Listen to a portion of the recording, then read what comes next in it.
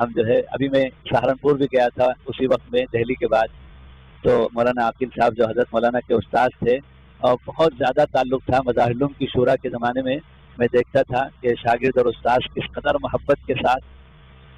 شورا کے درمیان میں بھی، بعد میں بھی، پہلے میں بھی، پہلے حاضری دیتے، بعد میں جاتے مولانا کے جو ہے قیام گاہ پر دولت قدے پر بڑی محبت کے ساتھ۔ ایک مرتبہ مولوی اویس صلی اللہ علیہ ساتھ میں تھے،